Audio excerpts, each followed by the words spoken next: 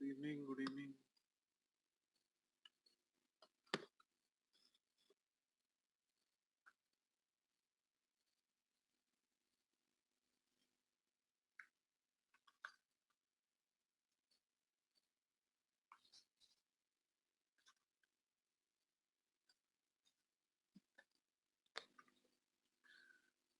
हाँ जी, चलो।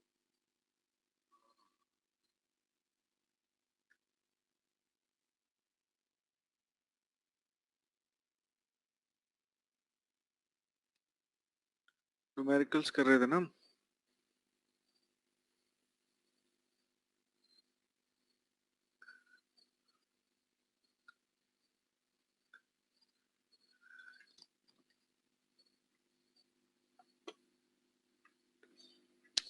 चलो, रिवाइज कर लिया सब लोगों ने? Hello hello hello.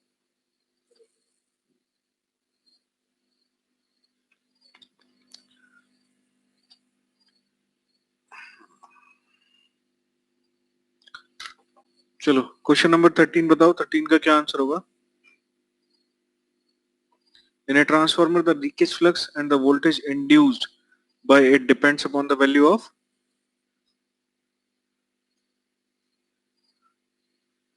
कौन सा ऑप्शन ठीक होगा? फिर से वही गलती निशांत है। मेन फ्लक्स,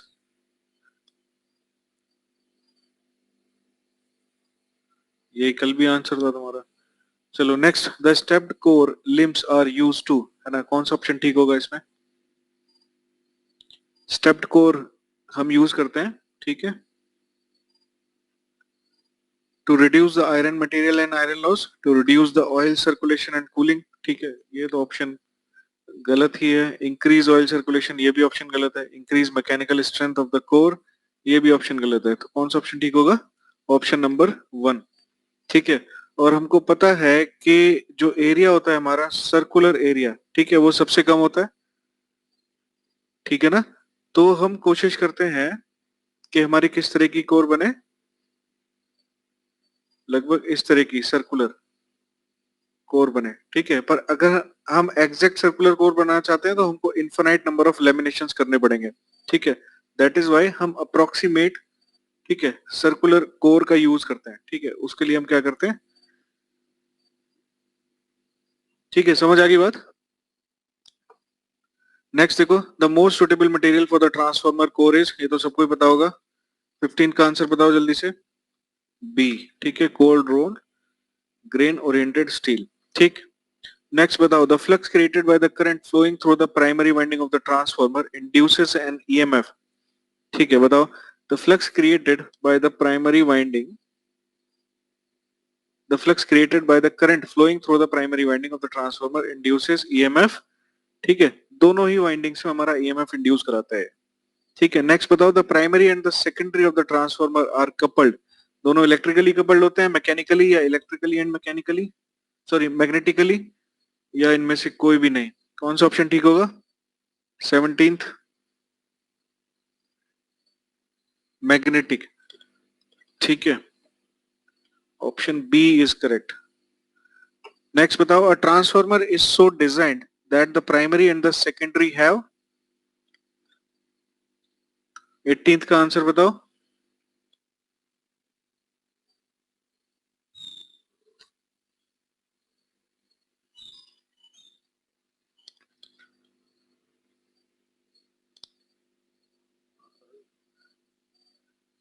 18th का क्या आंसर होगा? Transformer is so designed that the primary and secondary have high leakage reactance. तो हमें चाहिए नहीं, लार्ज रेजिस्टेंस भी नहीं चाहिए हमको, गुड इलेक्ट्रिकल कपलिंग होती नहीं है, तो क्या होगा? Tight magnetic coupling.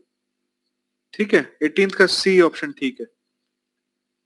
Electrical coupling नहीं करते ना, मैग्नेटिकली कपल्ड होते हैं। ठीक है, तो नेक्स्ट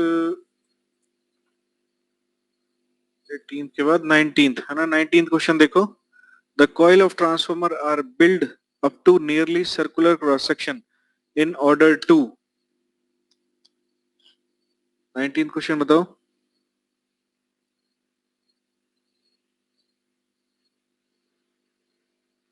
19th का डी ऑप्शन इज करेक्ट।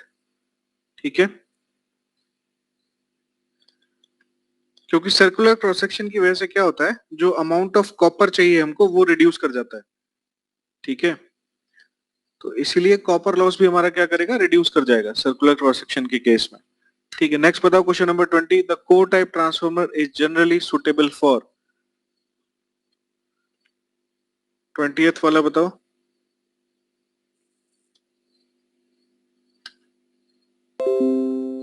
20 का क्या होगा?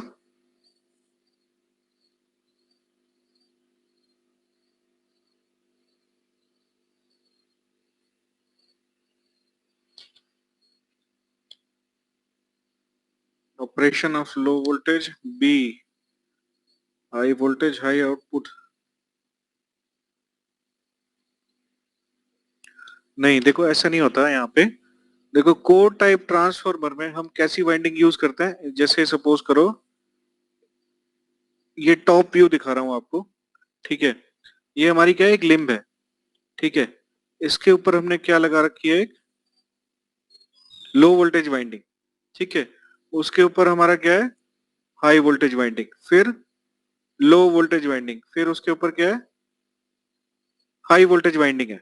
ठीक है, ये सबसे ऊपर से दिखा रहा हूं ना, ट्रांसफॉर्मर को आप ऊपर की तरफ से देख रहे हो। ठीक है, तो ये तो हो गई हमारी उसकी क्या, लिम्ब। इसके ऊपर सबसे पहले क्या है, मैंने low voltage winding, concentric cylindrical winding use करते हैं हम, अभी आगे पढ़ेंगे इसको। ठीक है, कंसेंट्रिक सिलेंड्रिकल वाइंडिंग, तो पहले हमारी एलवी वाइंडिंग होगी, फिर एचवी वाइंडिंग होगी, फिर एलवी वाइंडिंग होगी, फिर एचवी वाइंडिंग होगी।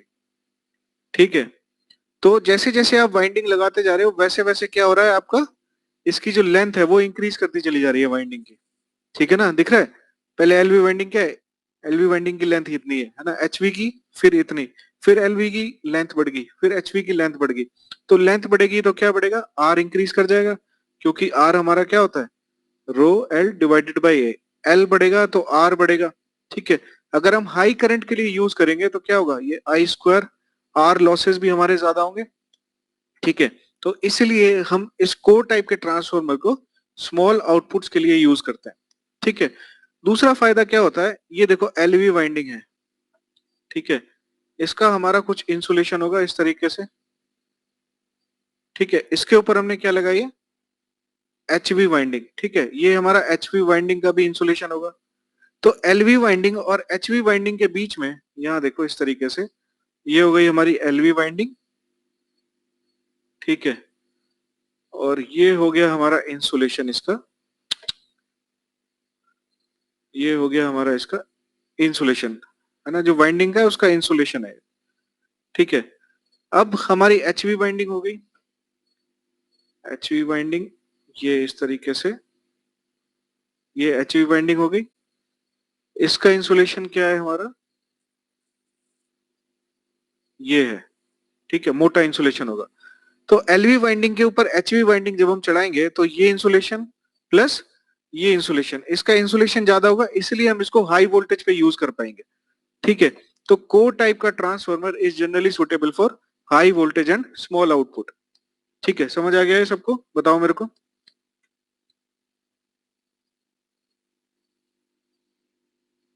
देखो हाई करंट के लिए यूज नहीं कर सकते। ठीक है ना, क्योंकि आई स्क्वायर आर लॉसेस हमारे इंक्रीज करना शुरू कर जाएंगे। क्यों इंक्रीज करना शुरू कर जाएंगे, क्योंकि यहाँ पे सर्कुलर वाइंडिंग्स होती हैं इस तरीके से, है ना, कॉन्सेंट्रिक सिलिंड्रिकल वाइंडिंग्स बोलते हैं इसको, है ना, आगे डायग्राम में दिखाऊंगा। ठीक है, तो पहले एलवी वाइंडिंग फिर एचवी वाइंडिंग, है ना, क्या हो रहा है, वाइंडिंग्स की लेंथ इंक्रीज करती चला जा रही है, तो आई स्क्वायर आर लॉसेज अगर हम हाई करंट के लिए यूज करेंगे तो आई स्क्वायर आर लॉसेज बहुत ज्यादा होंगे। ठीक है, दूसरी चीज क्या है, देखो एलवी वाइंडिंग के ऊपर एचवी वाइंडिंग लगाई तो एलवी वाइंडिंग का इंसुलेशन, अब इसके ऊपर क्या लगाएंगे हम, एचवी वाइंडिंग लगाएंगे, है ना, तो ये जो इंसुलेशन हो गया ये वाला और प्लस ये वाला इंसुलेशन, तो इंसुलेशन नेट इंसुलेशन इंक्रीज कर गया तुम्हारा। ठीक है, तो हम इसको हाई वोल्टेज पे यूज कर सकते हैं। ठीक है, क्लियर है सबको।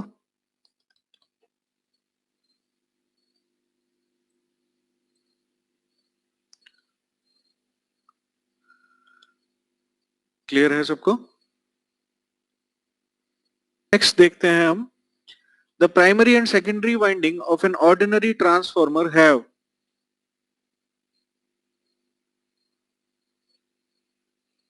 the primary and the secondary winding of an ordinary transformer have, बताओ क्या होगा इसका option? Different number of turns. ठीक है, जो ऑर्डिनरी ट्रांसफॉर्मर्स होते हैं या तो हमारा स्टेप अप या स्टेप डाउन के लिए यूज करते हैं, ठीक है, तो they have different number of turns. ठीक है,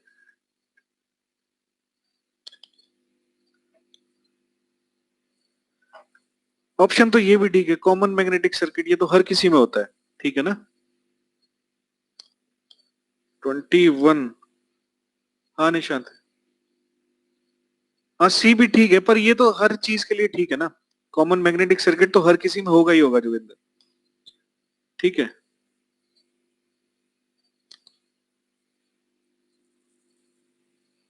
डिफरेंट भी हो सकता है, ठीक है, नहीं नहीं निशान, डिफरेंट भी हो सकता है, ठीक है। जो हमारे क्या होता है, जो 3 फेज ट्रांसफॉर्मर्स होते हैं, ठीक है, तो हम या तो एक सिंगल ट्रांसफॉर्मर यूज कर लेते हैं, ठीक है, या हम 3 सिंगल फेज ट्रांसफॉर्मर्स यूज करते हैं, उस केस में हमारा इंडिपेंडेंट मैग्नेटिक सर्किट भी हो सकता है। बात आ रही है समझ में? ठीक है, जैसे हम 3 फेज ट्रांसफॉर्मर्स हैं, जब आप पावर प्लांट में जाओगे, ठीक है, तो जो पावर ट्रांसफॉर्मर्स होते हैं, ठीक है, उनमें क्या होता है कि या तो हम एक सिंगल ट्रांसफॉर्मर यूज कर लेते हैं, या हम क्या करते हैं, 3 individual transformer, 3 single phase transformer use करते हैं, उसको एज ए हम 3 फेज कनेक्शन की तरह यूज कर लेते हैं, ठीक है। तो वहां पे हर एक ट्रांसफॉर्मर का अपना इंडिविजुअल सर्किट होता है, ठीक है, तो ये भी ऑप्शन ठीक नहीं है। Same size of copper wire, नहीं ऐसा भी नहीं होगा शिवम। देखो, लो वोल्टेज वाइंडिंग पे हाई करंट फ्लो करेगा, ठीक है, लो वोल्टेज वाइंडिंग पे हाई करंट फ्लो करेगा, तो जो लो वोल्टेज की वाइंडिंग होगी उसका क्रॉस सेक्शन थोड़ा सा ज्यादा होगा, ठीक है। हाई वोल्टेज वाइंडिंग पे कम करंट फ्लो करता है, तो उसका क्रॉस सेक्शन थोड़ा सा क्या होगा, कम होगा, ठीक है। इसलिए हम ये भी नहीं कह सकते कि same size of copper wire है, ठीक है। नेक्स्ट बताओ मेरे को 22, इस टाइप के क्वेश्चन थोड़े से कंफ्यूजिंग होते हैं, ठीक है।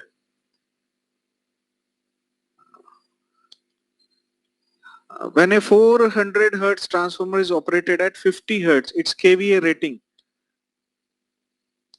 reduced to 1/8, कैसे किया निशांत,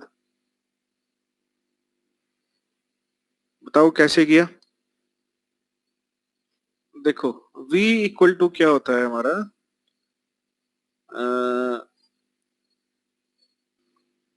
आउटपुट विल रिड्यूस, ठीक है, मैं बताता हूँ, एक मिनट।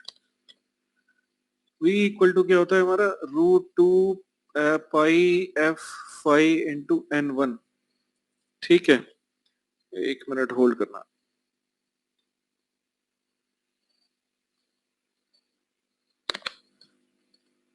तो अगर फ्लक्स कांस्टेंट है, नंबर ऑफ टर्न्स कांस्टेंट है, पाई कांस्टेंट है, v कांस्टेंट है, तो v इक्वल टू क्या हो जाएगा, v is directly proportional to f, ठीक है।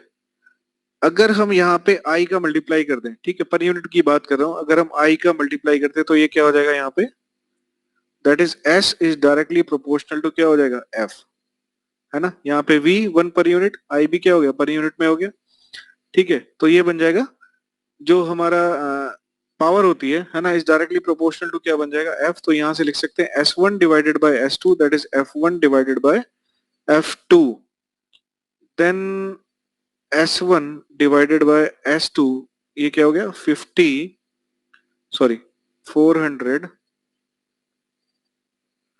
डिवाइडेड बाय 50, तो यहां से S2 आ जाएगा आपका 1/8 ऑफ S1, ठीक है। समझ में आ गया सबको?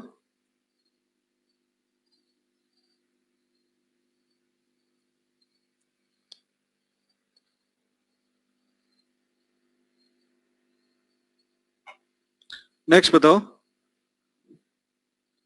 The given figure represents A transformer with two windings 1 and 2 wound on a core as shown, ठीक है, 2 वाइंडिंग्स हमने लगा रखी है। 21 का सी ही होगा, 21 का सी नहीं होगा बेटा, हाँ चेक कर लेना, ठीक है। The given figure represents a transformer with two windings 1 and 2 wound on the core as shown by applying a voltage of V1 across 180 degree होगा। ठीक है, जनरली जो हमारे ट्रांसफॉर्मर्स होते हैं पुराने कॉन्सेप्ट के अकॉर्डिंग, है ना, आप देखो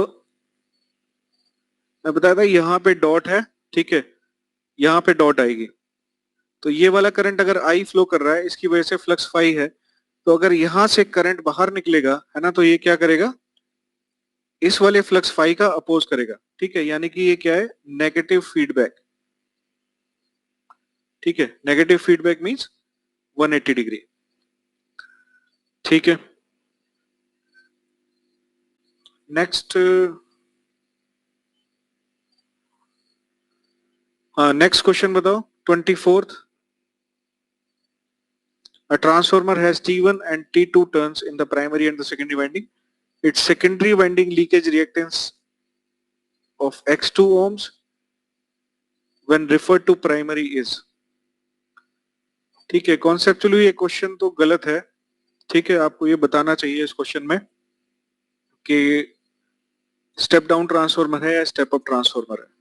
ठीक है, पर फिर भी ऑप्शन है, क्वेश्चन है, एग्जाम में आया तो करना पड़ेगा। बताओ, ऑप्शन ए, नहीं, option A is not correct.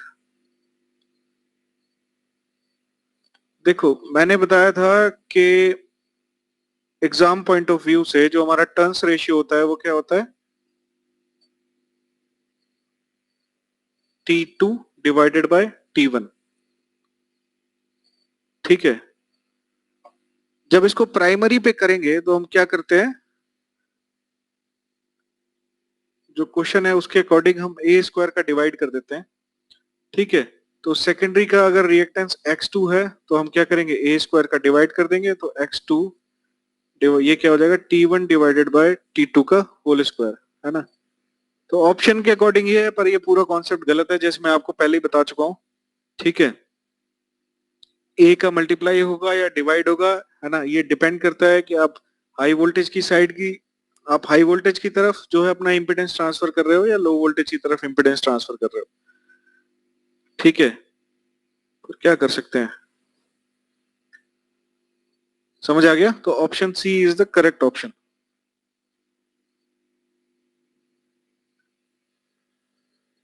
ठीक है, इस टाइप के क्वेश्चन में मैं आपको कुछ नहीं बता सकता। ठीक है, ये पूरे कॉन्सेप्ट ही गलत होते हैं यार। समझ में आ गया, तो क्वेश्चन नंबर 25 करो। ठीक है, ये क्या दे रखा है, 400 volt 200 volt transformer has LV winding resistance इतना है। इस क्वेश्चन को आप सॉल्व कर सकते हो, है ना। This resistance when refer to HV side, तो मैंने बताया था, नहीं गलत ऑप्शन है, गलत है आंसर निशान तुम्हारा। ठीक है, मैंने आपको बताया था कि high voltage side means high impedance, low voltage side means low impedance. नहीं ललित, ठीक है, ये गलती मत करना। मैंने जो कॉन्सेप्ट बताया उसके अकॉर्डिंग चलो। मैंने बताया हाई वोल्टेज साइड पे high impedance, low voltage side पे लो इंपेडेंस। जो ए होगा आपका वो क्या होगा, वी एच वी, है ना, या N H V divided by N L V, या फिर V H V divided by V L V. तो ये हो गया आपका 400 डिवाइडेड बाय 200। ए की वैल्यू कितनी आ गई आपकी, 2, है ना। तो जब इसको हाई वोल्टेज साइड पे ले जा रहे हैं तो हम ए स्क्वायर का मल्टीप्लाई करेंगे। ठीक है ना, तो जो तुम्हारा आर है एच वी साइड पे वो क्या हो जाएगा, that is a square into 0.02, यानी कि 4 इंटू 0.02 0.08, यानी कि सॉरी सॉरी सॉरी सॉरी, पर यूनिट में दे रखा है ना ये, sorry sorry sorry sorry sorry sorry sorry, पर यूनिट में प्राइमरी साइड का इंपेडेंस और सेकेंडरी साइड का इंपेडेंस दोनों ही बराबर होता है। ठीक है, तो option A is correct. Sorry यार, ठीक है, मैंने पर यूनिट ध्यान नहीं दिया। ठीक है, अगर सपोज करो पर यूनिट में नहीं दे रखा होता, है ना, तो हम क्या करते, ए स्क्वायर इंटू 0.02 कर देते। ठीक है, ए की वैल्यू क्या है, 2 का स्क्वायर इंटू 0.02, यानी कि तब आंसर हो जाता 0.08 ओम्स। ठीक है, पर अगर क्या दे रखा है, पर यूनिट में वैल्यू दे रखी है, तो प्राइमरी साइड का इंपेडेंस यानी कि, एक मिनट यार, वाइंडिंग रेस, एक मिनट एक मिनट एक मिनट, LV वाइंडिंग, नहीं यार ये क्वेश्चन गलत है। 0.08 इज द करेक्ट ऑप्शन है, ठीक है। डी ऑप्शन इसका करेक्ट होगा। नहीं, ए करेक्ट नहीं होगा निशांत, ठीक है। मैं भी एक बार चेक कर लूंगा इसको, है ना। ए ऑप्शन करेक्ट नहीं होता। Z जो हमारा रेफर टू प्राइमरी सर्किट होता है, यानी कि Z1 इक्वलेंट, ठीक है, per unit, that is equal to Z2 equivalent per unit होता है ना। यहाँ पे क्या दे रखा है, एलबी बाइंडिंग का रेजिस्टेंस दे रखा है, दैट इज 0.02। मैं भी इसको एक बार चेक कर लूंगा ना, मेरे को भी याद नहीं है, ठीक है। क्वेश्चन नंबर 25 में एक बार फिर से कर लेंगे, ठीक है। हाँ ठीक है, मेरे को यार, मेरे को भी कॉन्सेप्ट थोड़ा स्लिप हो रहा है दिमाग से ना, कि Z1 पर यूनिट शायद देखना पड़ेगा मेरे को। जो एक्चुअल कॉन्सेप्ट है वो मैं बता दूंगा आपको, ठीक है। क्वेश्चन नंबर 26 करो।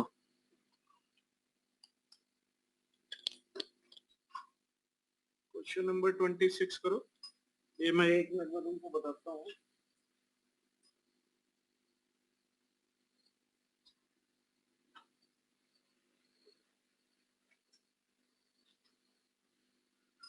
हाँ, transformer having a turns ratio of 1:5 and a resistance of 1000 ohm is connected in series across the secondary terminal. The resistance of it, बड़ा आसान क्वेश्चन है ये तो। क्या हो जाएगा आपका, लो वोल्टेज साइड पे जा रहे हैं ना, तो ए स्क्वायर का हम क्या करेंगे, डिवाइड कर देंगे, यानी कि 25 से हम लोग डिवाइड कर देंगे, तो क्या हो जाएगा 40। आंसर इज करेक्ट, ठीक है। नेक्स्ट बताओ मेरे को।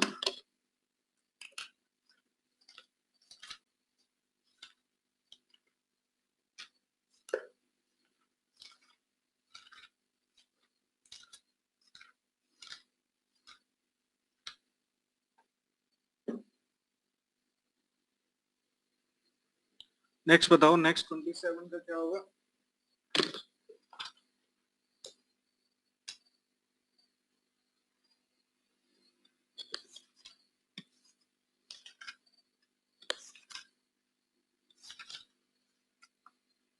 सेवन का होगा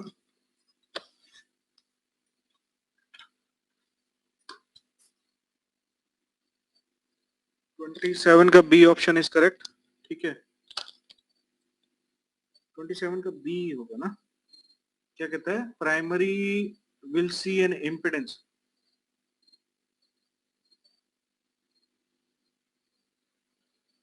क्या दे रखा है, 5:1 का रेशियो दे रखा है ना इसमें। जो ए की वैल्यू है वो कितनी दे रखी है, 5 दे रखी है, ठीक है। तो ये क्या है, हाई वोल्टेज साइड है, ये एलवी साइड है, ठीक है। तो यहाँ पे जब इसको रेफर करेंगे तो क्या हो जाएगा, 5 स्क्वायर इंटू 4 यानी कि 100। Option B is correct.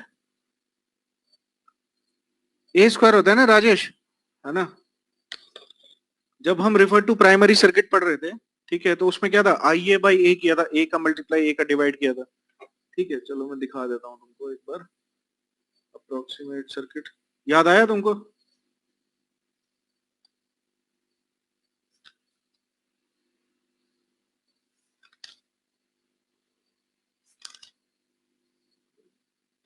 Next question 28 वाला छोड़ो, 28 वाला वही पुराने कॉन्सेप्ट पे बेस्ड है। क्वेश्चन नंबर 29 करो। क्वेश्चन नंबर 29 और 30 सॉल्व करो।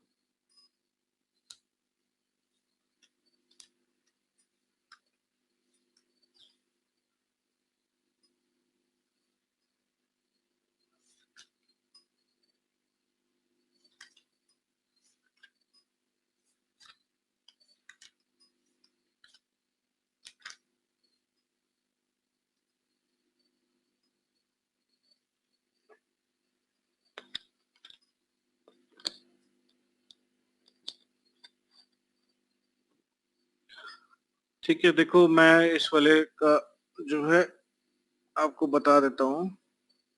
ये जो क्वेश्चन था, ठीक है, तो the equivalent impedance of transformer on primary side and secondary side are same in per unit, but primary and secondary winding impedance individually will not be same in per unit, ठीक है।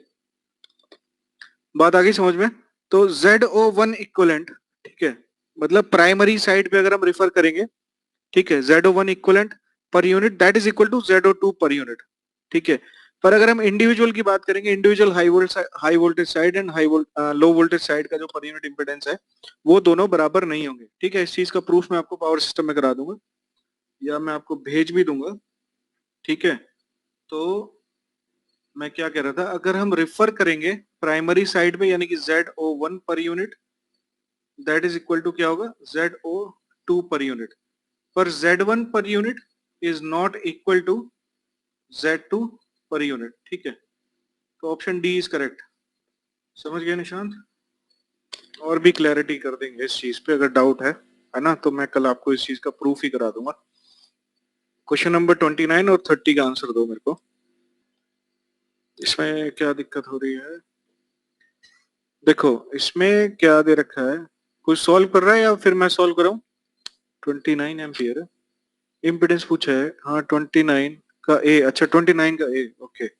नहीं 29 का सी है, ठीक है। किसी का आया आंसर? हाँ वेरी गुड निशांत, बहुत बढ़िया। और किसी का आया आंसर? आ गया ना, तो बड़ी मेहनत करी है तूने। और किसी का आया? देखो बता देते हैं चलो, है ना। Turns ratio N1 divided by N2 कितना दे रखा है, यानी कि स्टेप डाउन ट्रांसफॉर्मर है, क्योंकि N1 डिवाइडेड बाय N2 क्या है, ग्रेटर देन 1 है, ठीक है। तो A की वैल्यू आ गई 10, ठीक है। The impedance of the primary winding यानी कि R1 प्लस का JX1 और Z1 कितना दे रखा है, 3 प्लस J5। सेकेंडरी जो R2 प्लस का JX2 कितना दे रखा है, 0.5 प्लस का J 0.8, है ना। तो सेकेंडरी को हम क्या करेंगे, ये क्या कहता है, the impedance of the transformer when referred to primary, है ना, यानी कि इसको उठा के प्राइमरी साइड पे लेके आएंगे, ठीक है। तो जब इसको रेफर करेंगे प्राइमरी पे तो क्या होगा, R2 plus JX2 into A square कितना हो गया, 100। तो ये हो जाएगा आपका 0.5 इंटू 100 दैट इज 50 प्लस का ये हो जाएगा आपका 80। तो बस इक्विवेलेंट सर्किट क्या हो गया, इन दोनों को हमने ऐड कर दिया, यानी कि 53 प्लस का J 83, हाँ 85 है, 85, ठीक है। सबको क्लियर हो गया? Refer to primary circuit use किया है मैंने। नेक्स्ट करो क्वेश्चन नंबर 30। क्वेश्चन नंबर 30 करो, अगर ये समझ में आ गया हो तो। भाई मैं डाउट है अभी भी मेरे को, I will send you the proof. नहीं नहीं, जो मैं तेरे को बता रहा हूँ वो ठीक है, ठीक है। 29 रिपीट करना है, ठीक है जोगिंदर, करता हूँ। हाँ, निशांत देखो Z1 per unit is not equal to Z2 per unit, ठीक है। मैं इस चीज का आपको प्रूफ भेज दूंगा, ठीक है। पर अगर हम रिफर्ड सर्किट यूज करते हैं, that is the secondary circuit referred to primary और इसका इक्विवेलेंट निकालें, है ना। जैसे ये the impedance of the transformer when referred to primary, जो नेट इम्पिडेंस है हमारा ट्रांसफॉर्मर का referred to primary per unit में, दैट इज इक्वल टू, यानी कि मैं क्या कह रहा हूं, ZO1 यानी कि जो सेकेंडरी को हमने प्राइमरी पे रिफर किया per unit voltage, that is equal to क्या होगा, जब प्राइमरी को सेकेंडरी पे रिफर किया उसका जो इक्विवेलेंट पर यूनिट इंपेडेंस होगा, ये दोनों बराबर होते हैं, ठीक है। मैं भी देख लेता हूं चलो, फिर आप भी देख लेना एक बार, है ना। यहाँ देखो 5 kVA transformer has a turns ratio of N1 divided by N2, ठीक है। मैं भी देख लूंगा, है ना, मैं बिल्कुल श्योर करके बताऊंगा आपको, ठीक है, विद प्रूफ, ठीक है। ये क्या कहता है, 5 kVA transformer has a turns ratio of N1 divided by N2, turns ratio दे रखा है, ठीक है। Impedance of the primary winding कितना दे रखा है, 3 प्लस का J5 ओम्स, है ना। while that of secondary winding कितना दे रखा है, 0.5 plus J 0.8। the impedance of the transformer referred to primary will be, देखो मैंने इसका आपको primary refer to primary circuit ये आपको कराया भी था, ठीक है। ये 2 वाइंडिंग ट्रांसफॉर्मर है ना, 2 वाइंडिंग ट्रांसफॉर्मर था। कहाँ गया प्रैक्टिकल ट्रांसफॉर्मर, यहाँ पे डायग्राम है, नहीं है, नहीं है। चलो मैं बताता हूँ आपको,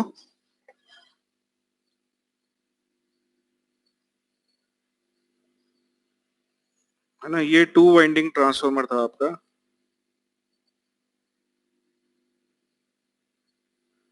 ठीक है, ये हो गया आपका V1, ये हो गया आपका V2। मैंने बताया था कि ये क्या है, HV हाई वोल्टेज साइड का सर्किट है, ये लो वोल्टेज साइड का सर्किट है, हम इसको डायरेक्टली कनेक्ट नहीं कर सकते, ठीक है ना, है ना, कोई भी लो पावर सर्किट और हाई पावर सर्किट को डायरेक्टली कनेक्ट नहीं कर सकते, ठीक है। तो हम क्या करते हैं, अगर एलवी साइड, अगर हम इसको एलवी साइड को यहाँ पे हमें दिखाना है, ठीक है, इस तरीके से, तो इसका वोल्टेज लेवल हमको इसके बराबर लाना पड़ेगा, इसका करंट लेवल जो है इसके बराबर लाना पड़ेगा हमको, ठीक है।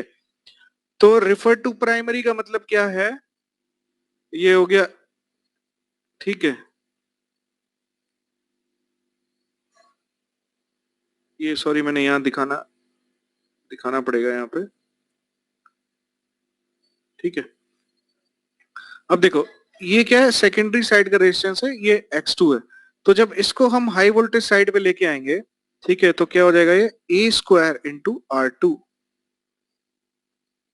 ये क्या हो जाएगा, A स्क्वायर इंटू X2। मैंने बताया था high voltage side high impedance, low voltage side low impedance, बस ये कॉन्सेप्ट याद करके चलना है, ठीक है। तो V2 को जब हाई वोल्टेज साइड पे ले जाएंगे तो हम क्या करेंगे, A इंटू V2, ठीक है। पर यहाँ जो करंट फ्लो कर रहा होगा, जब हम लो वोल्टेज से हाई वोल्टेज साइड पे जाएंगे तो करंट रिड्यूस कर जाएगा, है ना, तो करंट की वैल्यू क्या हो जाएगी, I2 डिवाइडेड बाई A। तो इसी को हम कहते हैं V2 डैश, ये होता है हमारा X2 डैश, ये होता है हमारा R2 डैश, ठीक है। बहुत लार्ज सर्किट है तो हम इस पार्ट को नेग्लेक्ट कर सकते हैं, अगर बड़ा ट्रांसफॉर्मर है तो ये है हमारा R1, ये है हमारा JX1। तो देखो R1 और इसको ऐड कर दो तो इक्वलेंट, आर इक्वलेंट क्या आ जाएगा, R1 प्लस R2 डैश, ठीक है, जहां पे R2 डैश की वैल्यू क्या है, A स्क्वायर इंटू R2। ऐसे ही X इक्वलेंट क्या हो जाएगा, X1 plus X2 dash, that is X1 plus A square into X2। समझ आ गया, किसका डाउट था ये, जोगिंदर, ठीक है, बिल्कुल बेसिक से सॉल्व करो, ठीक है। High voltage side high impedance मतलब A का मल्टीप्लाई करेंगे, ठीक है। अब अगर हम लो वोल्टेज साइड से हाई वोल्टेज साइड की तरफ जा रहे हैं, इसका मतलब करंट कम हो रहा है। कभी भी आपको कंफ्यूजन हो कि ए का डिवाइड करना है या मल्टीप्लाई करना है, ए हमेशा आपका ग्रेटर देन 1 रहेगा, ठीक है, ये मैं बता चुका हूँ। तो अगर हाई वोल्टेज साइड पे ज्यादा करंट होगा, सॉरी उल्टा बोल गया, हाई वोल्टेज साइड पे लो करंट होगा, हाँ हाई वोल्टेज साइड पे लो करंट होगा, लो वोल्टेज साइड पे करंट की वैल्यू क्या होगी, ज्यादा होगी। तो अगर हम लो वोल्टेज से हाई वोल्टेज की तरफ जाएंगे तो करंट की वैल्यू कम होनी चाहिए, इसलिए हम ए का डिवाइड कर देते हैं। लो वोल्टेज साइड पे जो वोल्टेज है V2 ये कम होगा, पर अगर हम इसको हाई वोल्टेज साइड पे ले जाएंगे तो ये बढ़ जाएगा, तो हम A का क्या करेंगे, मल्टीप्लाई करेंगे, ठीक है। ये क्या लो इंपिडेंस है, हाई वोल्टेज पे जाएंगे तो इंपिडेंस की वैल्यू बढ़नी चाहिए, यानी कि A स्क्वायर का मल्टीप्लाई करेंगे, यहाँ पे क्या करेंगे, A स्क्वायर का मल्टीप्लाई करेंगे। अगर हम हाई वोल्टेज से लो वोल्टेज पे आ रहे होते हैं तो A स्क्वायर का डिवाइड करते हैं, ठीक है, क्लियर है। आप क्वेश्चन नंबर 30 करो सॉल्व फटाफट से, क्वेश्चन नंबर 30 सॉल्व करो, 2.5 2.5 30, क्वेश्चन नंबर 30 नहीं, गलत आ रहा है पंकज सेठी, फिर से चेक करो कहीं कोई गड़बड़ तो नहीं करी है, ए ऑप्शन भी गलत है। हाँ हाँ मैं जरा एक चीज देख रहा था, ठीक है। हाँ भाई, क्या है, a low voltage outdoor lightning system uses a transformer that steps 120 volt down to 24 volt for safety, यानी कि 120:24 का क्या है, the equivalent resistance of the low voltage lamp क्या है, यानी कि low voltage lamp, low voltage side पे लैंप कनेक्ट है, तो यहाँ पे इक्विवेलेंट रेजिस्टेंस क्या दे रखा है, that is 9.6 ohm. What is the current in the primary coil, तो पहले हम सेकेंडरी कॉइल का करंट निकाल लेते हैं, 24 डिवाइडेड बाय 9.6, ठीक है। तो ये हो गया हमारा I2। वो क्या कहता है, assume the transformer is ideal, there is no losses, what is the current in the primary, है ना, ये तो हो गई हमारी I2 की वैल्यू ना। प्राइमरी का करंट निकालना है तो हम क्या करना है, ए का मल्टीप्लाई कर देना है। ए क्या है हमारा, सॉरी सॉरी उल्टा बोल गया मैं, है ना, इसका क्या कर देना है, हमको डिवाइड कर देना है, करंट कम हो जाएगा ना हाई वोल्टेज साइड पे, बस यही होगा इसका आंसर। तो इसको सॉल्व कर लो, समझ आया, देखो सेकेंडरी साइड का जो करंट है वो कितना आएगा, सेकेंडरी साइड का voltage divided by secondary side का रेजिस्टेंस, ठीक है। तो ये जो वैल्यू है ये किसकी वैल्यू, I2 की। इसको प्राइमरी पे ले जाएंगे तो हमें क्या करना पड़ेगा, ए से डिवाइड करना पड़ेगा, ठीक है ना। तो इसको ए से डिवाइड कर दो,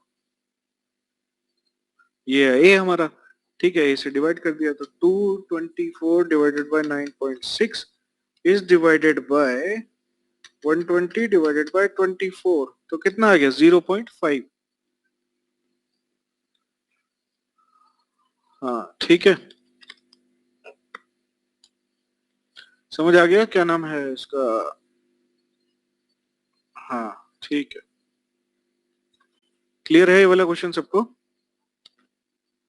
नेक्स्ट हम बढ़ते हैं, पर यूनिट वैल्यूज कवर कर दी थी हमने, आता है हमारा वोल्टेज रेगुलेशन, ठीक है। एक मिनट, हाँ तो अब हम बात करते हैं अपने वोल्टेज रेगुलेशन की। वोल्टेज रेगुलेशन क्या होता है, no load voltage minus full load voltage divided by full load voltage, ठीक है। तो फुल लोड वोल्टेज यहाँ पे क्या होता है, रेटेड वोल्टेज, ठीक है। तो फुल लोड वोल्टेज क्या होता है हमारा, यहाँ पे रेटेड वोल्टेज। और जो भी हम चेक कर रहे हैं, एक बात याद रखना, चाहे नो लोड वोल्टेज है चाहे फुल लोड वोल्टेज है, ठीक है, ये हमारा आउटपुट टर्मिनल्स पे चेक होता है, ठीक है। जब आउटपुट टर्मिनल्स पे हमने लोड हटा दिया, ठीक है, तो यहाँ वोल्टेज चेक करेंगे, ये कह दिया हमने नो लोड वोल्टेज है। जब यहाँ फुल लोड लगाया तो सपोज करो वोल्टेज V1 है ना, तो V0 minus V1 divided by V1 is your voltage regulation. जैसे कि ये मैंने इक्विवेलेंट सर्किट बताया था, जो हमारे बड़े ट्रांसफार्मर होते हैं, है ना, हमारा जनरली ये इक्विवेलेंट सर्किट होता है। तो नो लोड वोल्टेज हम कहाँ चेक करेंगे, अपने टर्मिनल्स पे, ठीक है। ये टर्मिनल्स पे चेक करेंगे हम नो लोड वोल्टेज, ठीक है। उसके बाद हमें क्या करना है, फुल लोड वोल्टेज चेक करना है, वो भी हम कहाँ चेक करेंगे, टर्मिनल्स पे अपने, ठीक है। तो यही हम लेंगे क्या, फुल लोड वोल्टेज, ठीक है। तो कई किताबों में दे रखा है ना वी इन, ये वाला वोल्टेज, ठीक है, तो वो ये वोल्टेज नहीं होता, ठीक है। वो क्या होता है हमारा, यहाँ टर्मिनल्स पे वोल्टेज होता है, ठीक है। तो जब यहाँ सपोज करो ओपन सर्किट है, ठीक है, तो ये वी इन यहाँ क्या होगा, यहाँ भी वोल्टेज अगर हम मेजर करेंगे तो वो वी इन के बराबर होगा, ठीक है। पर है ना, सेंडिंग एंड का वोल्टेज नो लोड वोल्टेज नहीं होता, ठीक है। वोल्टेज रेगुलेशन में हमेशा टर्मिनल्स का, ठीक है, जो हमारे लो टर्मिनल्स होते हैं वहां पे हम वोल्टेज मेजर करते हैं, ठीक है। ये बात समझ आ गई सबको,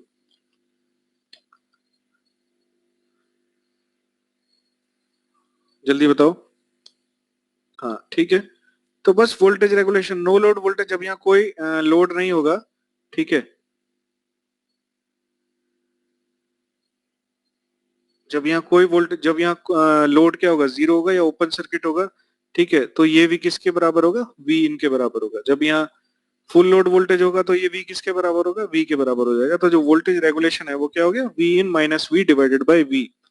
तो इसमें कभी भी कंफ्यूज नहीं होना, ये वी इन जो है वो ये वाला वोल्टेज नहीं है, सेंडिंग एंड का वोल्टेज नहीं होता है, ठीक है। वो हमेशा हमारे आउटपुट जो टर्मिनल्स है उस वहां पे मेजर करते हैं, ठीक है। तो बस हमने v से डिवाइड कर दिया, तो v in divided by v क्या हो गया, v इन पर यूनिट, है ना, ये भी वोल्टेज है ये भी वोल्टेज है, ठीक है। और v से v, तो ये जो हमारा फॉर्मूला बना, ठीक है, वो क्या बना, v इन पर यूनिट माइनस का 1, ठीक है। अदरवाइज ये फॉर्मूला आपको याद रखना है। समझ आ गई बात। नेक्स्ट हम बात करते हैं,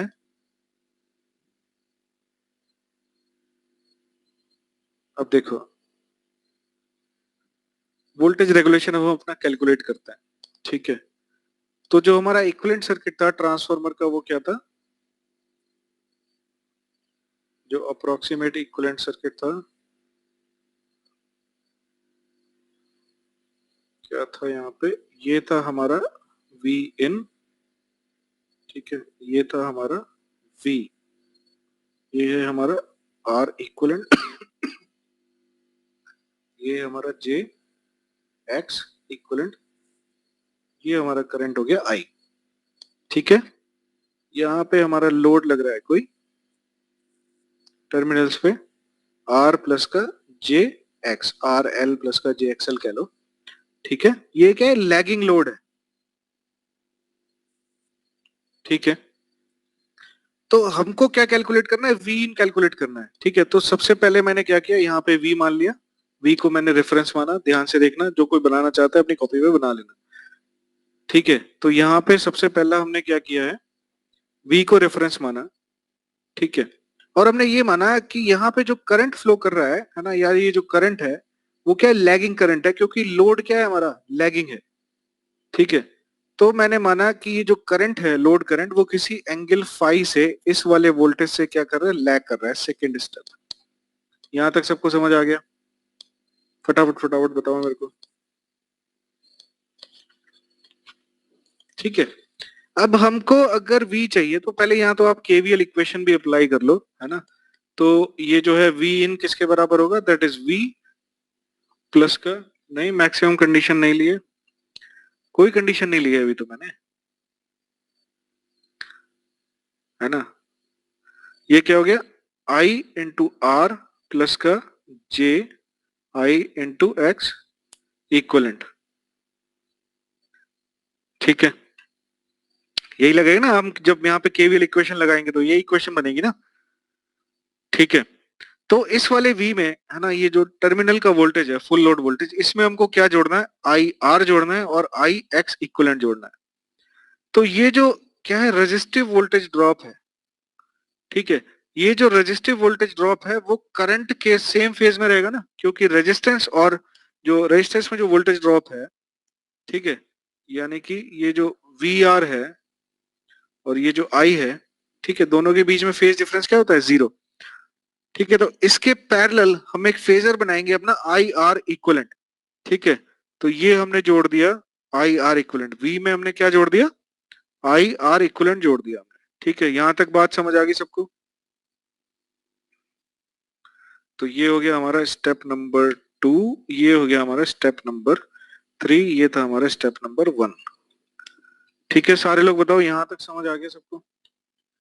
क्योंकि ये फेजर बड़ा इंपॉर्टेंट है, ठीक है, इससे ही आपके सारे क्वेश्चन सॉल्व होंगे। सारे लोग बताओ। अब आई आर इक्वलेंट में, आई आर इक्वलेंट में हमको क्या जोड़ना है, क्या वो किरण समझ नहीं आया? किरण जवाब दो भाई, चलो।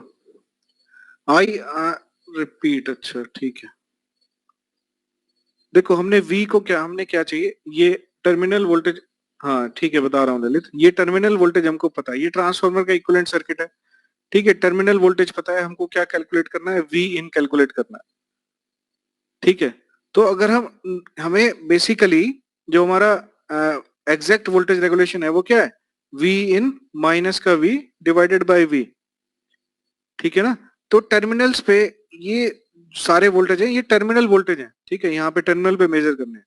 तो नो लोड पे ये जो वी इन है वही तो यहाँ पे टर्मिनल पे होगा वोल्टेज वी इन, ठीक है। तो हमें ये वी इन कैलकुलेट करना पड़ेगा, तो हम वी इन कैलकुलेट कर रहे हैं।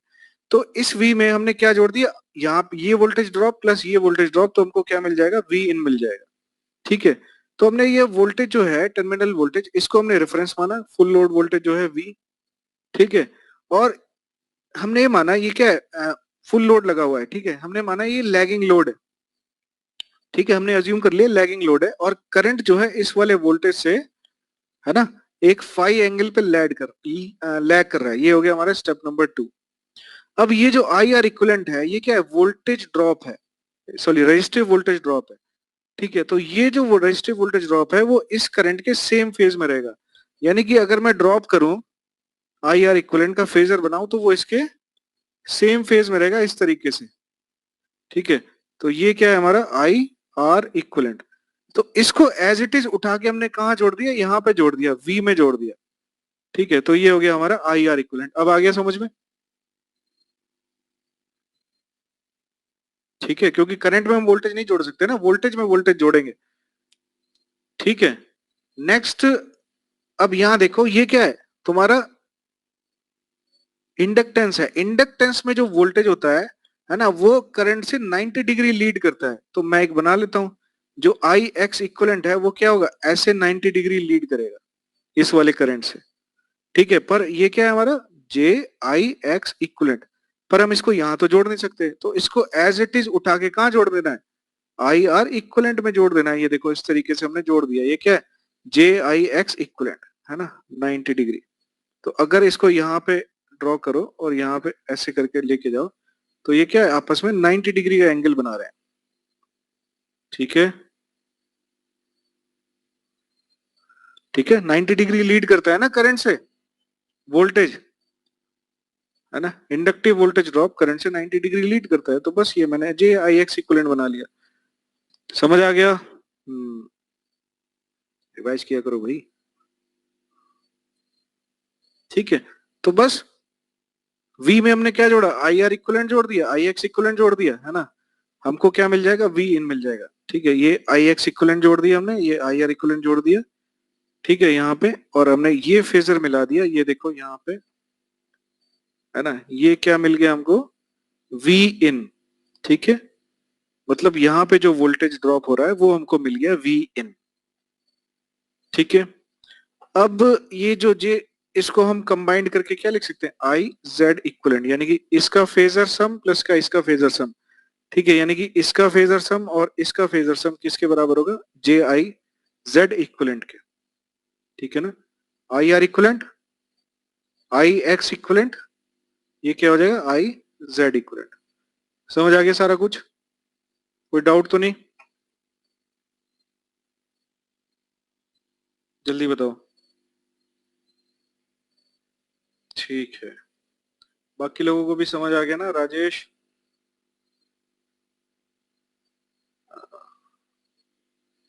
ठीक है, ठीक है, ठीक है, ठीक है। ये इसकी जो है, इसकी आप ना एक बार प्रैक्टिस जरूर कर लेना, क्योंकि इस पे जो है सारे आपके जो ऑब्जेक्टिव हैं वो सारे के सारे सॉल्व हो जाएंगे। ठीक है, चलो आगे बढ़ते हैं। जो तुम्हारा एग्जैक्ट रेगुलेशन होता है, ठीक है, एग्जैक्ट वोल्टेज रेगुलेशन क्या होगा। अब एक चीज बताना मेरे को, जैसे मैं ये सर्किल खींचता हूँ, सपोज करो एक ये मैंने सर्किल बनाया।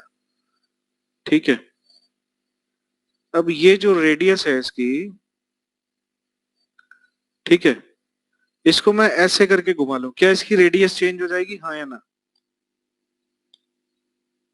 अगर सपोज करो इसी रेडियस को मैं ऐसे मेजर करता हूं, या ऐसे मेजर करता हूं, या ऐसे मेजर करता हूं, रेडियस इसकी चेंज होगी? नहीं होगी ना चेंज। ठीक है, तो बस यही कॉन्सेप्ट हम अप्लाई करते हैं यहाँ पे। ठीक है, अब देखो जो एग्जैक्ट वोल्टेज रेगुलेशन है वो कैसे निकाले, है ना, ये जो ओ बी आपको दिखाई दे रहा है, ओ और बी, ओ बी किसके बराबर है, वी इनके बराबर है ना, है ना। तो मैं क्या करता हूँ, यहाँ से ऐसे करके, जैसे सर्किल में हम कर रहे थे, ऐसे करके इसको नीचे एग्जैक्टली यहाँ पे ड्रॉप करता हूँ। ठीक है, तो ओ सी भी वी इनके बराबर होगा या नहीं होगा? ठीक है, इसको रेडियस मान के चलो, जैसे एक सर्किल है।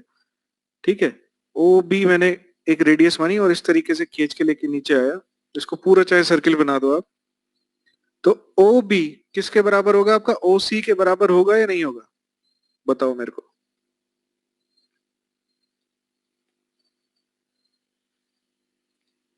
नरेंद्र, नहीं होगा क्या? जल्दी बताओ मेरे को, होगा ना? हाँ, तो बस ये जो आपका V इन है, एग्जैक्ट वोल्टेज रेगुलेशन, ये बिल्कुल ध्यान रखना, इस पे भी छोटे छोटे ऑब्जेक्टिव क्वेश्चन आ जाते हैं। ये एग्जैक्ट वोल्टेज रेगुलेशन क्या है, V इन, है ना, ये वाला जो V इन है, V यानी कि ये जो टर्मिनल वोल्टेज है फुल लोड पे, डिवाइडेड बाई V। ठीक है, ये हो गया आपका एग्जैक्ट वोल्टेज रेगुलेशन। इसको मैं क्या लिख सकता हूँ, इसको उठा के मैं नीचे ऐसे करके लेके आ गया, तो इसको मैं लिख सकता हूँ ओ सी।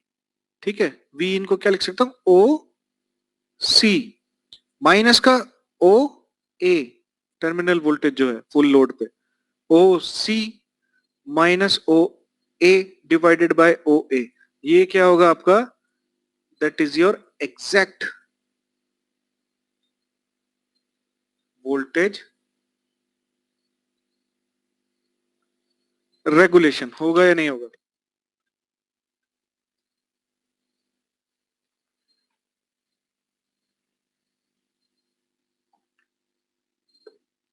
बोलो सारे लोग बताओ।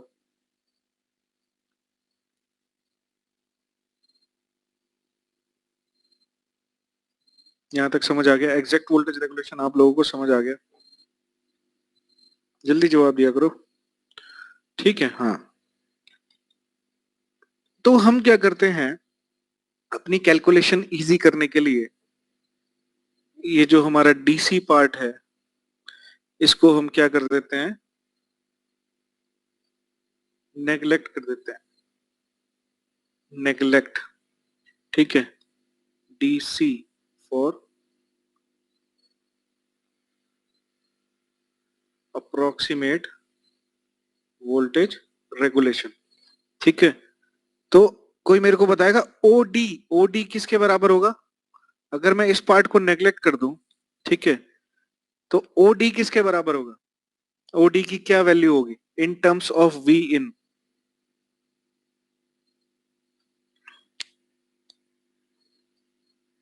देखो ये एंगल क्या है, डेल्टा है, तो इसका हॉरिजॉन्टल कंपोनेंट क्या होगा? ओडी। इसका हॉरिजॉन्टल कंपोनेंट क्या होगा? ओडी। देखो ये डेल्टा है, ये वी इन वेक्टर है ना? इसका हॉरिजॉन्टल कंपोनेंट क्या होगा? ओडी। ये किसके बराबर होगा? वी इन कॉस डेल्टा के बराबर होगा या नहीं होगा?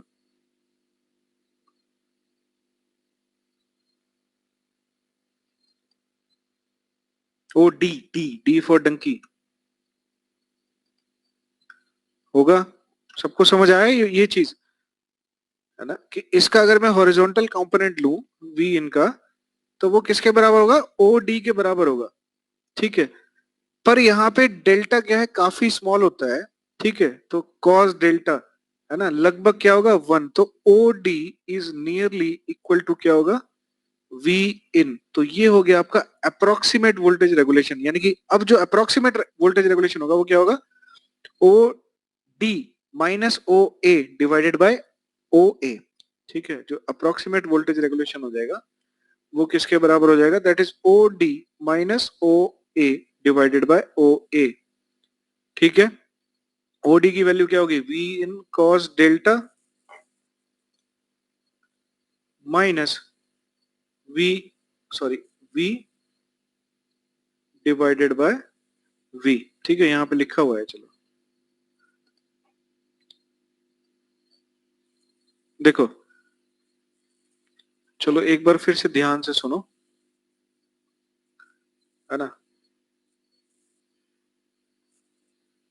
बिल्कुल बहुत कंसंट्रेशन के साथ सुनना इसको, जो मैं तुमको बताने जा रहा हूँ। तो आपको बहुत बड़े बड़े प्रूफ करने की जरूरत नहीं पड़ेगी, ठीक है। मैंने क्या किया, इसको नेग्लेक्ट कर दिया। नेग्लेक्ट क्यों किया? ताकि हमारी कैलकुलेशन इजी हो जाए, ठीक है। तो अब जो वोल्टेज रेगुलेशन होगा, अप्रोक्सीमेट वोल्टेज रेगुलेशन होगा, वो किसके बराबर हो जाएगा?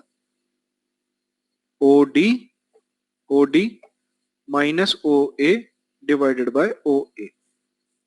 ये होगा या नहीं होगा? यहां तक तो सबको समझ आ गया ना निशांत? यहां तक तो समझ आ गया, ठीक है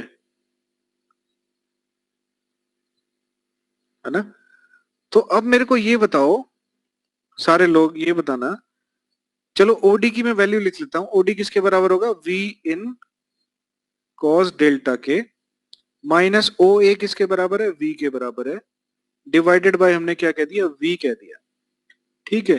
तो ये जो न्यूमरेटर में वैल्यू है V in cos delta minus का वी, इसकी वैल्यू क्या होगी? कोई मेरे को बता सकता है?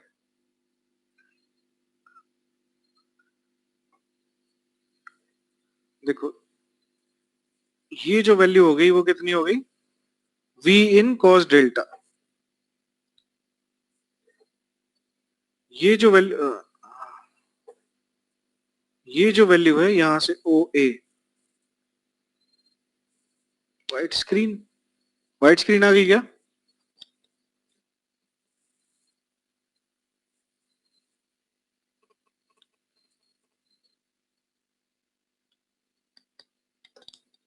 दो किरण एक बार फिर से रिफ्रेश करो, ठीक है। मैं 1 मिनट का टाइम देता हूँ,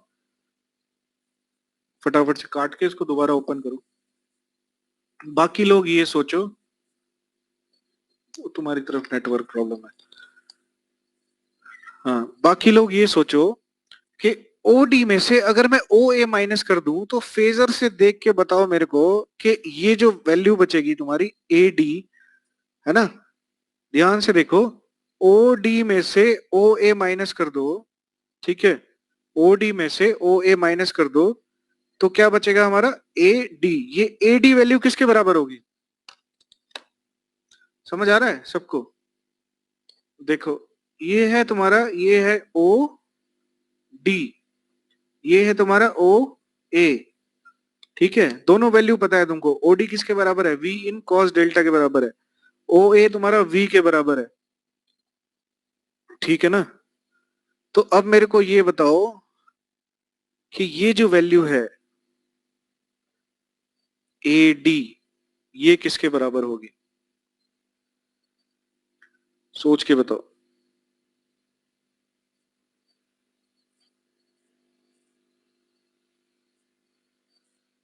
मेरी बात जिसको नहीं आ रही हो समझ में, वो प्लीज मेरे को बता दो, ठीक है।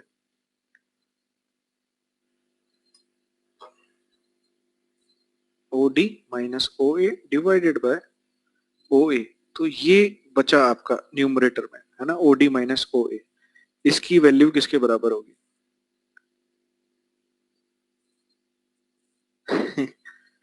कोई नहीं निशान, तो वापस वो देख लेना, रिकॉर्डिंग देख लेना यार। किसी को पता चला, किसी को समझ आया नहीं आया, जल्दी बताओ मेरे को, फिर मैं बताता हूँ आगे।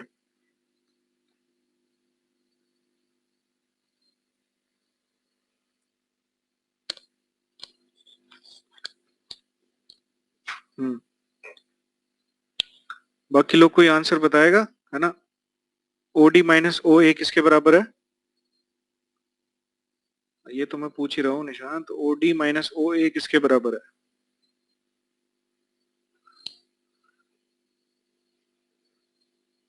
ठीक है, तो जो हमारा वोल्टेज रेगुलेशन था, वो अप्रोक्सीमेट वोल्टेज रेगुलेशन क्या था, O D minus O A divided by O A. ये ओ डी माइनस ओ ए हमारा किसके बराबर आ गया, ए डी के बराबर, डिवाइडेड बाय ओ ए। तो हमें ए डी की वैल्यू फाइंड करनी है, ओ ए हमको पता है कितना है, वी है, तो चलो ओ डी की वैल्यू फाइंड करते हैं। ये सारा जितना भी है ड्रामा, ये सब मिटा देता हूँ मैं, ठीक है। बेसिकली आपको क्या चाहिए, ये, चलो, बेसिकली आपको एडी चाहिए, एडी दिख रहा है ना सबको। अब देखो, ये जो एंगल है, ये यहां से पूरा जो इम्पिडेंस ट्राइंगल है, ठीक है, ये क्या है, थीटा इक्विवेलेंट, ये क्या है, R X Z, theta equivalent सबको समझ आ गया। ये जो थीटा इक्विवेलेंट है यहाँ पे, ये क्या है, थीटा इक्विवेलेंट है, ठीक है। ये क्या एंगल फाई है ना, देखो ये भी फाई है ना, तो यहाँ पे इसके पैरेलल जो भी आप एंगल खींचोगे, ठीक है, इस करंट के, वो क्या होंगे, फाई फाई, ठीक है। तो ये एंगल क्या है, ये भी एंगल फाई होगा, ठीक है। तो ये जो बचा हुआ एंगल है, ये, है ना, ये कितना हो जाएगा, थीटा इक्वलेंट माइनस का फाई होगा या नहीं होगा, बताओ मेरे को।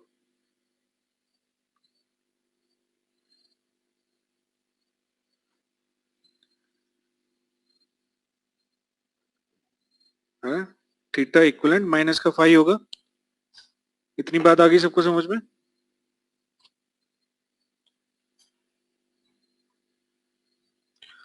तो बस अब तो हो गया। अब आप क्या करो, आई जेड इक्वलेंट का हॉरिजॉन्टल कंपोनेंट क्या होगा, आई जेड इक्वलेंट का हॉरिजॉन्टल कंपोनेंट क्या होगा, आई जेड इक्वलेंट का हॉरिजॉन्टल कंपोनेंट क्या होगा, ये होगा या नहीं होगा, और इसकी वैल्यू क्या हो जाएगी, I Z equivalent cos theta equivalent minus का फाई, ये वैल्यू होगी या नहीं होगी, बताओ। तो ये जो ए डी की वैल्यू है, वो क्या आ गई, I Z equivalent cos theta equivalent minus का phi.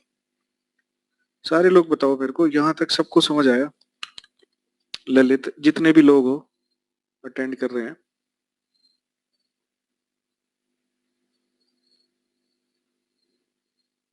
Joginder, phi is positive for lagging power factor. ठीक है ना? तो बस हो गया आपका, है ना? ये क्या हुआ, आई जेड इक्वलेंट, हाँ, I Z equivalent cos theta equivalent minus का फाई। तो वोल्टेज जो रेगुलेशन है ना, ये क्या है, impedance voltage drop divided by voltage. तो इसको हम लिख सकते हैं क्या, वोल्टेज रेगुलेशन किसके बराबर हो गया, Z per unit cos theta equivalent minus का फाई। ठीक है, समझ गए, Z per unit cos theta equivalent minus का फाई। तो ये आ गया आपका वोल्टेज रेगुलेशन। अब जो किताबों में दे रखा होता है, ठीक है, बस आप Z per unit cos theta equivalent minus का फाई, ये जो है ना कॉस थीटा इक्वलेंट माइनस का फाई, इसको ओपन कर लो, है ना? तो ये क्या हुआ, cos theta cos phi plus का साइन थीटा साइन फाई। ठीक है, तो एक इम्पिडेंस ट्राइंगल बना लेते हैं हम। ठीक है, ये ये हम एक इम्पिडेंस ट्राइंगल बनाते हैं।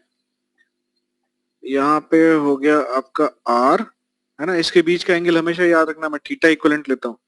ये हो गया एक्स, ये हो गया जेड। अब देखो जेड पर यूनिट, है ना, ये क्या है, Z per unit cos theta equivalent आपका क्या हो गया, ये आर पर यूनिट हुआ कि नहीं हुआ, Z per unit cos theta equivalent, ये हो गया आपका R per unit. Z per unit sine theta equivalent, Z per unit sine theta equivalent, ये क्या हो गया आपका एक्स पर यूनिट। ठीक है, तो जो वोल्टेज रेगुलेशन हो गया वो क्या हो गया, R per unit cos phi plus X per unit sine phi. ठीक है, तो यहाँ पे ये जो पॉजिटिव साइन आएगा वो किसके लिए आएगा, हमारा लैगिंग पावर फैक्टर के लिए। ठीक है, अगर हम यहाँ नेगेटिव साइन लेंगे तो ये नेगेटिव साइन किसके लिए आएगा, लीडिंग पावर फैक्टर के लिए। यहां तक सबको क्लियर है, वोल्टेज रेगुलेशन? ठीक है, दोनों फॉर्मूले आप याद करके चलो, है ना? Z per unit cos theta equivalent minus का फाई, थीटा इक्विवेलेंट क्या है, आर और एक्स, और है ना ये इंपिडेंस ट्राइंगल का जो भी एंगल है थीटा इक्विवेलेंट। ठीक है, फाई क्या है, वोल्टेज और लोड करंट के बीच का जो एंगल है फाई। ठीक है, तो ये आ गई आपके वोल्टेज रेगुलेशन की value, R per unit cos phi plus का X per unit sine phi, plus का sign for lagging power factor and negative sign for leading power factor. Clear है यहां तक सबको?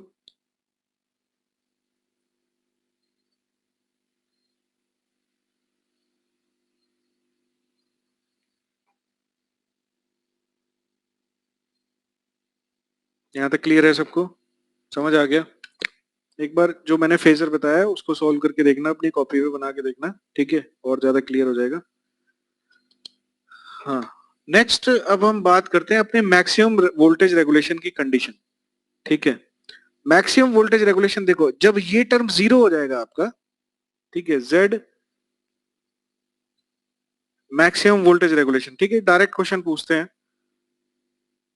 मैक्सिमम वोल्टेज रेगुलेशन की condition क्या है, जीरो रेगुलेशन की कंडीशन क्या है? ठीक है, अब देखो मैक्सिमम वोल्टेज रेगुलेशन कब मिलेगा आपको, जब ये कॉस थीटा इक्विवेलेंट आपका किसके बराबर हो जाएगा, जीरो के बराबर। ये थीटा इक्विवेलेंट माइनस का फाई जो है ये जीरो के बराबर हो जाएगा। समझ आ रही है बात? थीटा इक्विवेलेंट और फाई जब आपका जीरो के बराबर हो जाएगा, यानी कि थीटा इक्विवेलेंट की वैल्यू फाई के बराबर हो जाएगी, तब आपको क्या मिलेगा, मैक्सिमम रेगुलेशन। ठीक है, हम फेजर से देखते हैं इसको। यहाँ पे देखो फाई की वैल्यू क्या हो गई, थीटा इक्विवेलेंट के बराबर हो गई। ठीक है, यानी कि जो डेल्टा की वैल्यू है यहाँ पे, डेल्टा की वैल्यू क्या हो गई यहाँ पे, जीरो हो गई। तो ये जो वोल्टेज है V और V इन, ये दोनों क्या है, सेम फेज में है। ठीक है, तो आई जेड इक्वलेंट यहाँ पे आना चाहिए। उसके लिए हमारा जो करंट है I, वो क्या होना चाहिए, लैगिंग होना चाहिए। तो ये हो गया आपका आई आर इक्वलेंट, ये हो गया आपका आई जेड इक्वलेंट। अब देखो V इन में से V माइनस कर दो। ठीक है, V इन में से V माइनस कर दो तो आपको कितना बचा, आई जेड इक्वलेंट। तो वोल्टेज रेगुलेशन क्या हो जाएगा, V in minus का V divided by V, that is I Z equivalent divided by V, that is equal to Z per unit।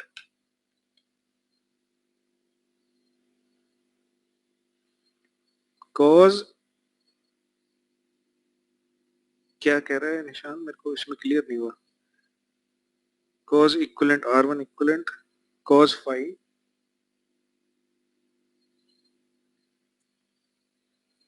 तो ये तो ऑब्वियस है ना, ये तो आप यहां से भी कंक्लूजन कैलकुलेट कर सकते हो, ठीक है,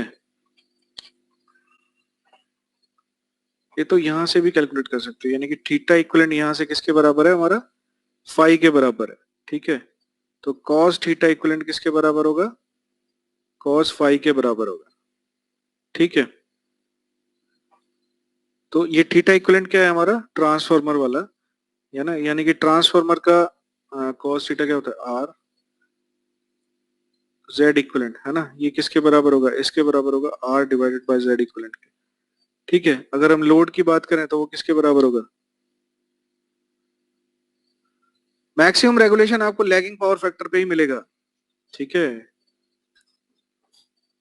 इसमें लीड या लैग कुछ नहीं है ना, मैक्सिमम रेगुलेशन आपको लैगिंग पावर फैक्टर पे मिल रहा है ना, देखो ना यहाँ पे, ठीक है। मैक्सिमम रेगुलेशन कब होगा, है ना, जब थीटा इक्विवेलेंट फाई के बराबर हो जाएगा, ठीक है। तो जो आपका फेजर बनेगा वो क्या बनेगा,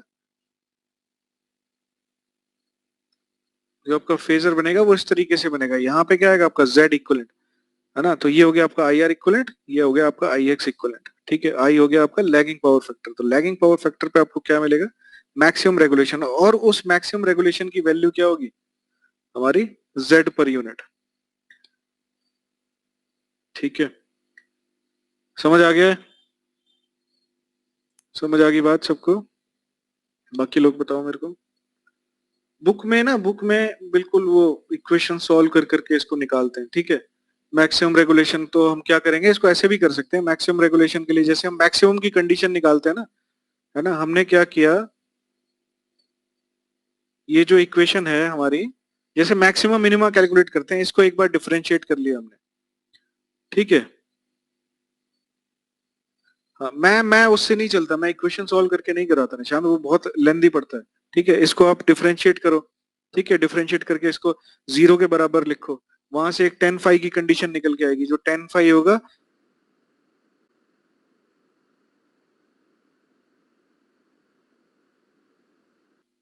है ना, यहाँ पे आपको डायरेक्टली फेजर से ये पता चल जाएगा कि देखो मैक्सिमम मैक्सिमम वोल्टेज रेगुलेशन की कंडीशन क्या होनी चाहिए, है ना, जब आपका theta equivalent that is five के बराबर होगा, ठीक है। तो करंट आपका इस तरीके से होना चाहिए कि यहाँ पे क्या है, जेड इक्विवेलेंट है यहाँ पे, तब वी इन माइनस का वी किसके बराबर हो जाएगा आपका, जेड आई जेड इक्विवेलेंट के बराबर हो जाएगा यहाँ, ठीक है। कब मिलेगा आपको, कैलकुलेट कर सकते हो जब ठीक है,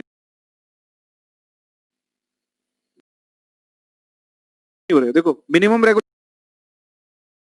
जो है, ठीक है, तो जब 90 डिग्री से लीड, आई जेड इक्वल से जाना चाहिए ना, आई जेड इक्वल, हमारा सॉरी आई एक्स इक्वल, ये नेट खत्म हो रहे हैं आज,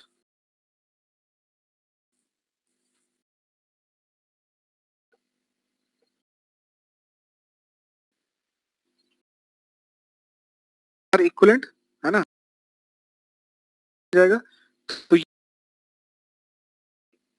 समझ, ये हो गया आपका क्या,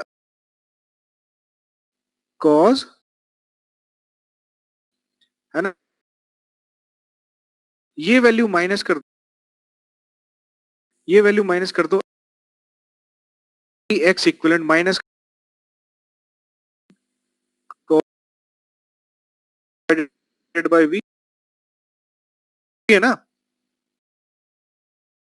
क्या आएगा माइनस का इक्वलेंट,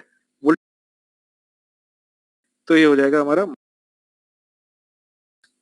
पर यूनिट, प्रॉब्लम है यार तुम्हारी, को भी दिक्कत हो रही है क्या, ऑडियो कट हो रही है, कट हो रही है, चेक चेक,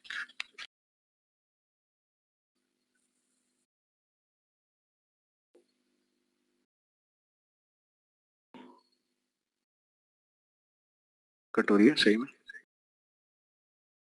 सही में कट हो रही है, हाँ ठीक है।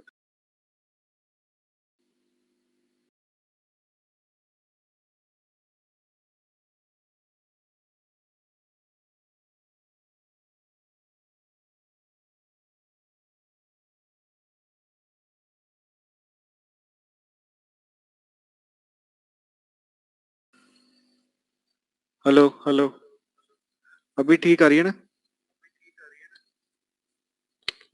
अब ठीक आ रही होगी। हाँ, ठीक है। देखो मैं क्या बता रहा था, कहाँ से समझना है मेरे को बता दो एक बार फिर से, फिर मैं दोबारा से एक्सप्लेन कर दूंगा। देखो मिनिमम रेगुलेशन, इससे पहले वाला तो समझ आ गया ना सबको? इससे पहले मैक्सिमम रेगुलेशन की, मैक्सिमम रेगुलेशन का समझ आ गया सबको? ठीक है। देखो मिनिमम रेगुलेशन हमको कब मिलेगा, जब आपका करंट जो है इस वाले वोल्टेज से 90 डिग्री पे लीड करेगा। देखो ये वोल्टेज है हमारा टर्मिनल वोल्टेज, जब हमारा करंट जो है इस वाले वोल्टेज से 90 डिग्री लीड करेगा तो हमको क्या मिलेगा, मिनिमम रेगुलेशन मिलेगा। वो हमने चेक कर लिया। कैसे? देखो जो आई आर इक्वलेंट है वो इस वाले करंट के सेम फेज में रहेगा। देखो ये जो आई है ये क्या होगा, हमारा आई आर इक्वलेंट इसके सेम फेज में। ठीक है। अब इस करंट से 90 डिग्री क्या लीड करेगा, आई एक्स इक्वलेंट। ठीक है, क्योंकि इंडक्टर में जो वोल्टेज ड्रॉप होता है वो करंट से 90 डिग्री लीड करता है। ठीक है, तो इसको एज इट इज उठा के मैंने कहा जोड़ दिया, आई आर इक्वलेंट में जोड़ दिया। ठीक है, यहाँ पे देखो आई आर इक्वलेंट में हमने जोड़ दिया, यहाँ पे आई एक्स इक्वलेंट। तो ये हमको क्या मिला, वी इन। तो ये वी और वी इन के बीच का एंगल क्या होता है, डेल। इसका हॉरिजॉन्टल कंपोनेंट निकाल लिया, हो गया वी इन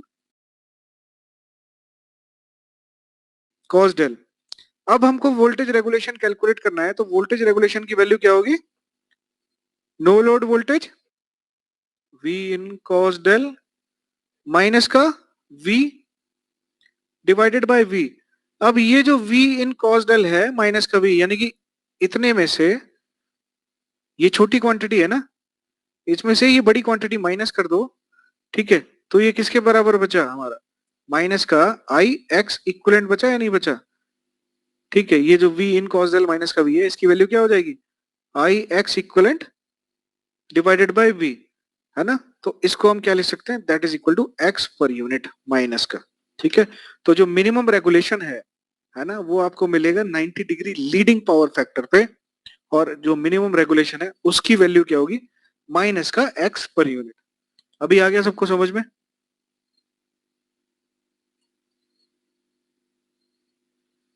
ठीक है, अभी सबको क्लियर है?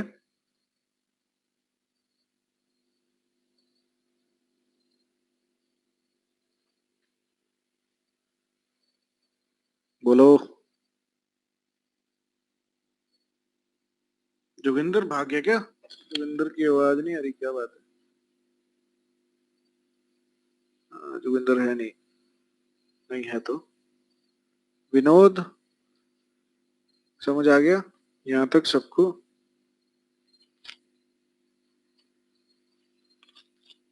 नेक्स्ट हम बात करते हैं मिनिमम रेगुलेशन की।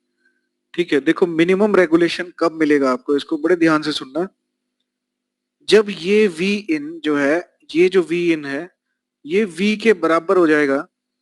ठीक है, जब ये वी इन जो है इस v के बराबर हो जाएगा तो आपको क्या मिलेगा, जीरो रेगुलेशन मिलेगा या नहीं मिलेगा? बताओ मेरे को। ये जो v इन है इस वाले v के बराबर हो जाएगा तो आपको क्या मिलेगा, मिनिमम रेगुलेशन। जल्दी बताओ, ये बात समझ में आ गई? मतलब सॉरी, जीरो रेगुलेशन।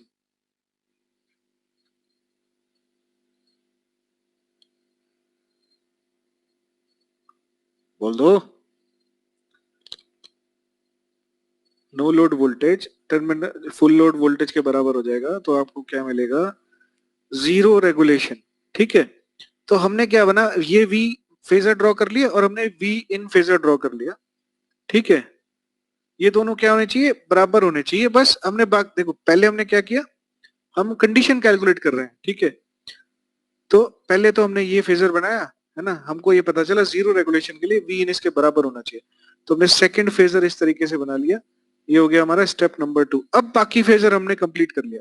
ठीक है, यहाँ वी इन होने के लिए आई आर इक्वलेंट ऐसा होना चाहिए, आई एक्स इक्वलेंट ऐसा होना चाहिए। ठीक है, अब ये जो आई आर इक्वलेंट है इसके फेज में हमने यहाँ पे ये करंट बना लिया। ठीक है, अब हमें ये कैलकुलेट करना है कि पावर फैक्टर क्या होगा। ठीक है, ये जो फाई है, करंट कितना लीड करेगा। ठीक है, तो ये देखो ये पूरा जो एंगल है ये क्या है, 90 डिग्री है। 90 डिग्री में से आप थीटा इक्विवेलेंट माइनस कर दो तो आपको ये वैल्यू पता चल जाएगी ना। ये पूरा क्या है, 90 डिग्री है। इसमें से आपने थीटा इक्विवेलेंट माइनस कर दिया तो आपको ये क्या मिल गया, 5 मिल गया, है ना। तो जीरो रेगुलेशन के लिए फाई की वैल्यू क्या होनी चाहिए, 90 माइनस का थीटा इक्विवेलेंट लीडिंग। तो पावर फैक्टर क्या हुआ, यहाँ पे फाई की वैल्यू रख दी, 90 माइनस का थीटा इक्विवेलेंट दैट इज क्या है, साइन थीटा इक्विवेलेंट। और sine theta equivalent impedance triangle से एक्स, सॉरी इम्पीडेंस ट्राइंगल से आर एक्स, और ये हो गया जेड। तो जब पावर फैक्टर आपका x equivalent divided by Z equivalent के बराबर हो जाएगा तब आपको क्या मिलेगा, जीरो वोल्टेज रेगुलेशन। यहां तक सबको समझ आया नहीं है?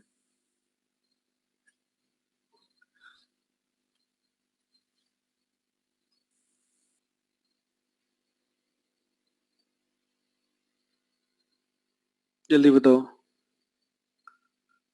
इसको एक बार फिर से रिवाइज करना आप लोग, ठीक है।